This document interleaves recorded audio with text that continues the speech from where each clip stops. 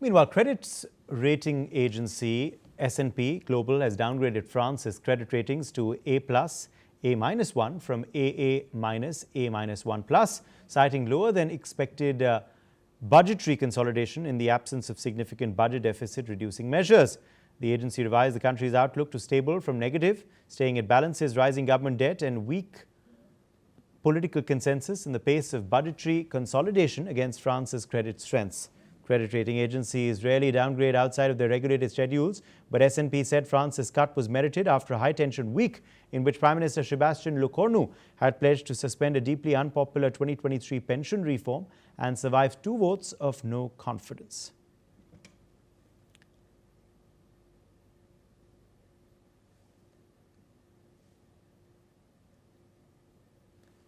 So, credit ratings agency S&P Global has downgraded France's credit ratings to A+, A-1 from AA-, A-1+, citing slower than expected budgetary consolidation. This, of course, has happened in the absence of significant budget deficit reducing measures. Remember, this is pretty rare, but it's happened obviously given the situation that has developed in France with the Prime Minister resigning, then of course being reappointed, and also the decisions which he took amidst surviving 2 votes of no confidence. Remember, Sébastien Lecornu has also pledged to suspend a deeply unpopular 2023 pension reform.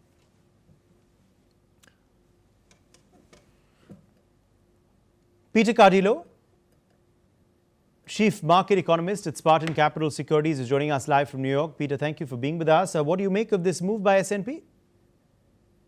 Excuse me, can you repeat the question? What do you make of this move by S&P, Peter? The move regarding? Well, downgrading of France's rating. Okay, I'm having difficulty.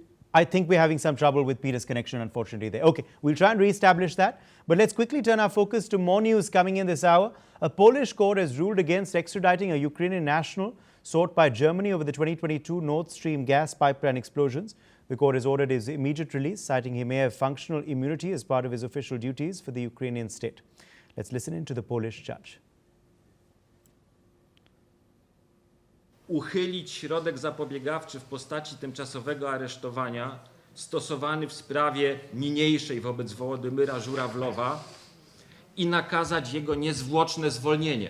Wysadzenie infrastruktury krytycznej dowolnego państwa w czasie pokoju przez wrogie służby specjalne czy grupy terrorystyczne są sabotażem i stanowią przestępstwo sabotażu.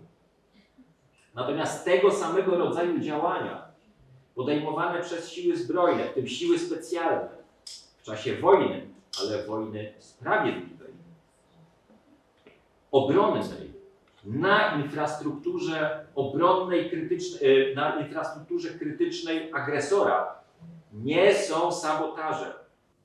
Well, Poland's Prime Minister has said additionally that handing over the suspect was not in the country's interest, while Ukraine denies any involvement in the pipeline attacks.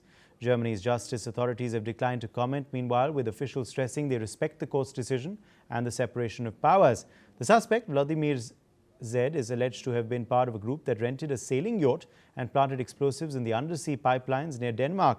He faces charges of conspiracy and anti-constitutional sabotage, but his lawyer insists he did nothing wrong and questions whether the case concerns criminal matters given the war context.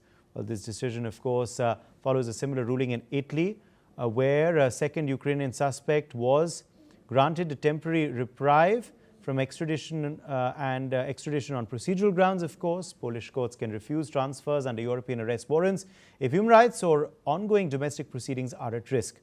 The Nord Stream explosions have severed Russian gas supplies to Europe, marking a major escalation in the Ukrainian conflict and putting pressure on energy supplies across the region. Gaza Civil Defense has said Israeli forces have killed 9 in a bus strike. The vehicle carried displaced people east of Zeitun Neighbourhood. Israel military claims it targeted a vehicle crossing the yellow line. Meanwhile, US Vice President JD Vance is all set to visit Israel on Monday to discuss the hostage return deal and progress in ending the war in Gaza.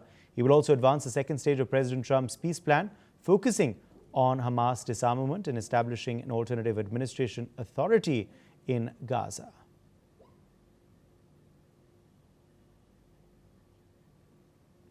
Credit ratings agency S&P Global has downgraded France's credit ratings to A+, A-1 from AA-, A-1+, citing slower than expected budgetary consolidation in the absence of significant budget deficit reducing measures. The agency revised the country's outlook to stable from negative, saying it balances rising government debt and weak political consensus and the pace of budgetary consolidation against France's credit strengths. Well, remember, credit ratings agencies, of course, really downgrade outside of their regulated schedules, but S&P said France's cut was merited after a high-tension week in which Prime Minister Lecornu had pledged to suspend a deeply unpopular 2023 pension reform and survive 2 votes of no confidence.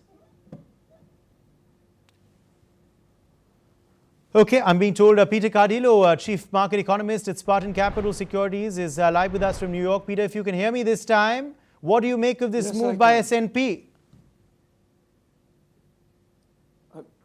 I'm sorry, I didn't get that question. Repeat that question. Okay. I think there are some major issues there, unfortunately, today with Peter's connection. Okay, we're taking a very short break. We're back on the other side with lots